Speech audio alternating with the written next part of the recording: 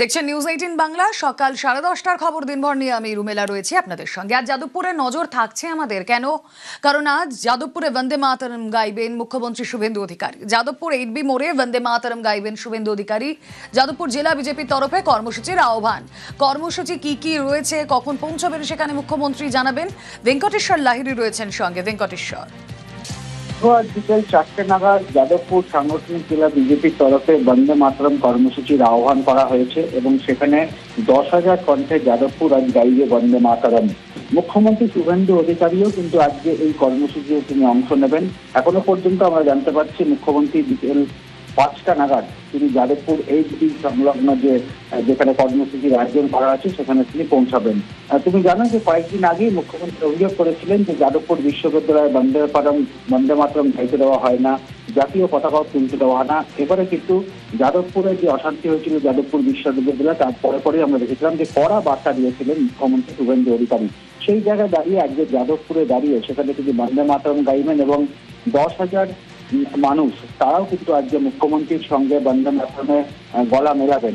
ফলে সেখান থেকে আজকে মুখ্যমন্ত্রী সেখানে বন্দে মাতরম গাওয়ার পর সেখানে একটি সভার আয়োজন করা হয়েছে। ফলে মুখ্যমন্ত্রী শুভেন্দু অধিকারী আজকে যাদবপুরের মাটিতে দাঁড়িয়ে কি বার্তা দেন সেদিকে যেমন নজর রয়েছে, পাশাপাশি আজকের কর্মসূচি যথেষ্ট তাৎপর্যপূর্ণ বলেও মনে করছে তথ্যবিজ্ঞ মহল।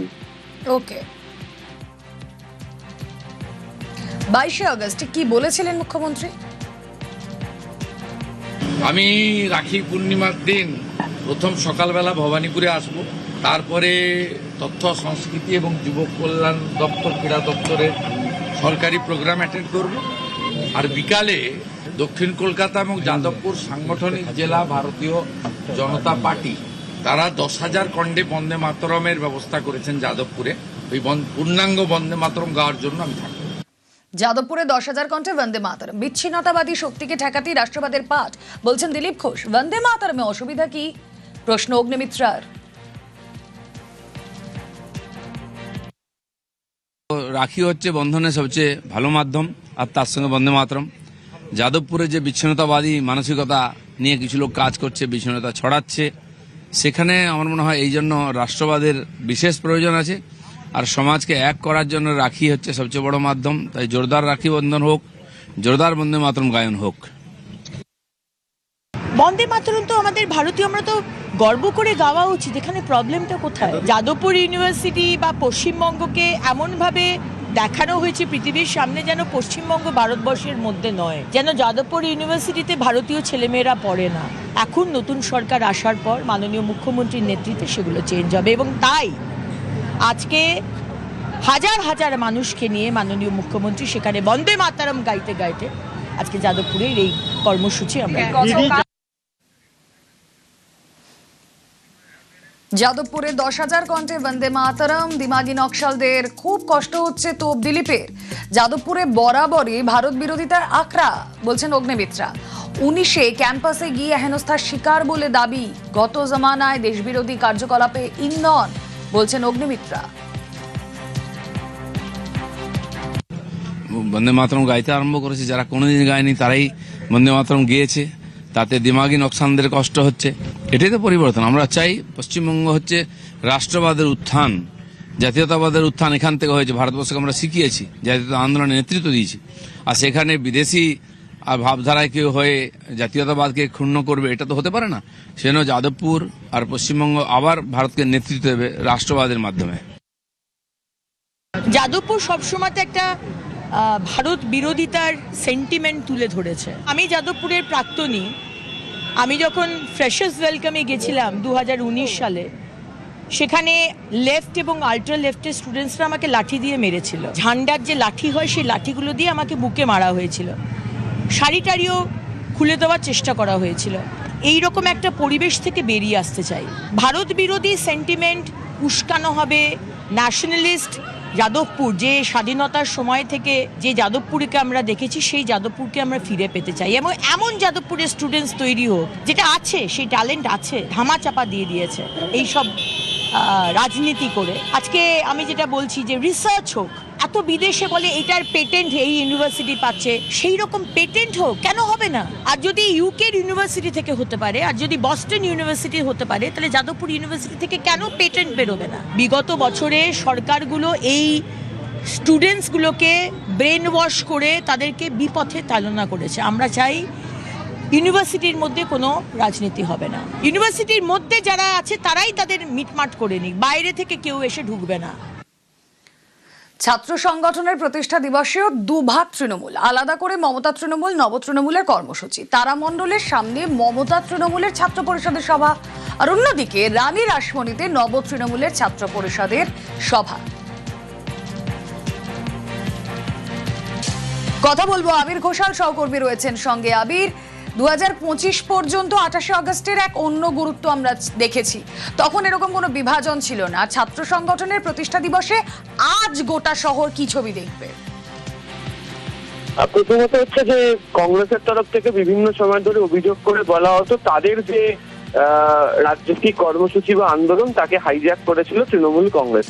তবে এটা ঠিক, গত কয়েক বছর ধরে ছাত্র পরিষদ বা তৃণমূল ছাত্র পরিষদের সমাবেশকে ঘিরে তৃণমূল কংগ্রেসের তরফ থেকেই একটা বহরে একটা বড় অনুষ্ঠান করা হতো এবং তারা দেখাতো যে তাদের সাংগঠনিক শক্তি কতটা শক্তিশালী রয়েছে। এবারে দেখতে পাওয়া যাচ্ছে যে নির্বাচনের ফল প্রকাশের পর তৃণমূল কংগ্রেসের দুটো শিবির আড়াআড়ি ভাবে বিভক্ত। 21শে জুলাইয়ের মতো আজকেও শহরের দুই প্রান্তে, যদিও দুই শিবিরই চেয়েছিল হচ্ছে মেয়র রোডে যেখানে সমাবেশ হয় সেখানে, কিন্তু কলকাতা হাইকোর্টের তরফ থেকে রানী রাসমণি রোড দেওয়া হয়েছে ঋতব্রত বন্দ্যোপাধ্যায় গোষ্ঠীকে, এবং ক্যাথিড্রাল রোড যেখানে 21শে জুলাই অনুষ্ঠান হয়েছিল সেখানে দেওয়া হয়েছে হচ্ছে কালীঘাটপন্থী তৃণমূল কংগ্রেসকে। দুপক্ষেরই বক্তব্য যে তারা একসাথে লড়াই করতে চায়, তারা ছাত্র সমাজকে একযোগে নিয়ে করতে চায়।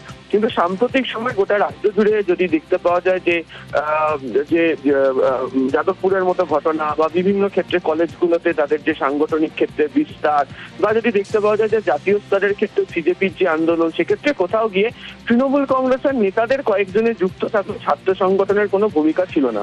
এবং গত কয়েক বছর ধরে আলোচনাতেও বলা হয় যে তৃণমূল ছাত্র পরিষদের ছাত্র সংগঠন বলে আসলে কিছুই নেই।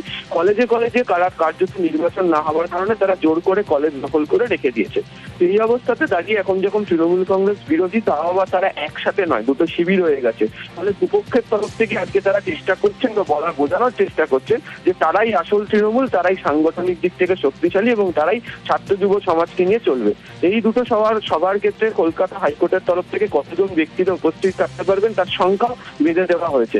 ফলে তারা যে ভীষণ রকম ভিড় করে বা তাদের সাথে প্রচুর যোগ দিয়েছেন এমন ভাবে ছবি প্রকাশ করার তারা চেষ্টা করলেও করতে পারবেন না, এমনটা রাজনৈতিক মহলের মতে।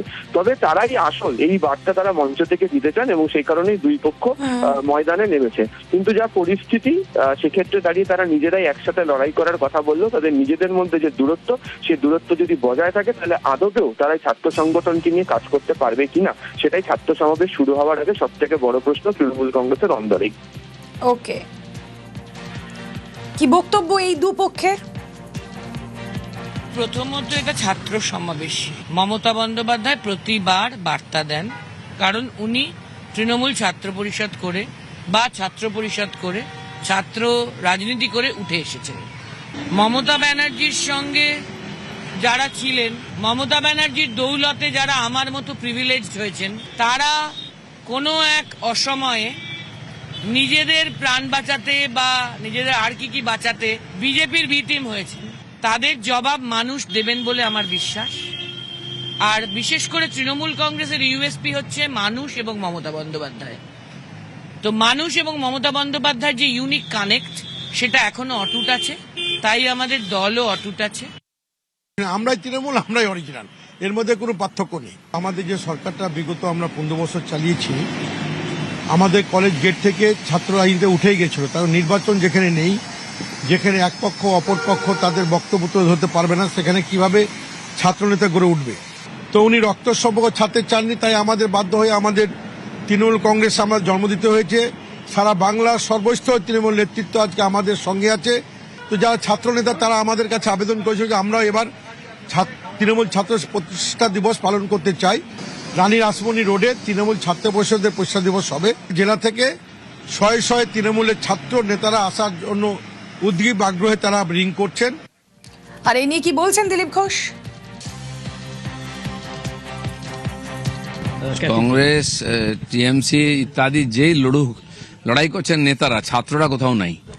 ছাত্র প্রতিষ্ঠা দিবস হচ্ছে, সে ছাত্ররা কোথায় আজকে, কোথায় কার সঙ্গে ছাত্ররা আছেন? ছাত্ররা এই পুরনো পচা বিচারধারা আর এইসব ছেড়ে দিয়ে সামনে এগোতে চায়। তারা রাষ্ট্রবাদের সঙ্গে, নতুন ভারতের সঙ্গে আছে, নরেন্দ্র মোদীর সঙ্গে আছেন। আর সেইভাবেই দেখতে পাচ্ছেন সারা ভারতবর্ষে এত উৎপাত করার চেষ্টা করেও সফল হচ্ছেন এরা। ক্যামক স্ট্রিটে অভিষেক বন্দ্যোপাধ্যায়ের অফিসে তুলকালাম, গতকালের ছবি আপনাদের মনে আছে। এবং এই ঘটনায় 13 জন গ্রেফতার। কেএমসি ও পুলিশ আধিকারিকের উপর হামলার অভিযোগে গ্রেফতার 13। ভারতীয় ন্যায় সংহিতার একাধিক ধারায় মামলা রুজু। বেআইনি জমায়েত, সরকারি কাজে বাধার ধারা পুলিশের, অস্ত্র নিয়ে গুন্ডামি সহ একাধিক অভিযোগ। কলকাতা পুরসভার সরঞ্জাম ও যন্ত্রপাতি ছিনিয়ে নেওয়ার অভিযোগ। পুর আধিকারিকের অভিযোগের ভিত্তিতে মামলা রুজু। অভিষেক বন্দ্যোপাধ্যায়, ডেরেক ওব্রায়নের বিরুদ্ধে অভিযোগ।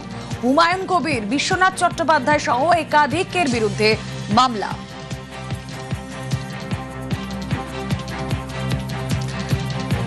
এই যে 13 জনের বিরুদ্ধে অভিযোগ, 13 জন গ্রেফতার। শেখ শাহনওয়াজ, বাড়ি মহেশতলায়। মোহাম্মদ আসলাম ইকবালপুরের বাসিন্দা। ওয়াটগঞ্জের বাসিন্দা মজহার খান। সানু মল্লিক, টালিগঞ্জ রোডের বাসিন্দা। সৌরিন কুমার মিত্র, রামপুরহাটের বাসিন্দা। মোহাম্মদ ওয়াসিম আলম, রামপুরহাটেই তারও বাড়ি।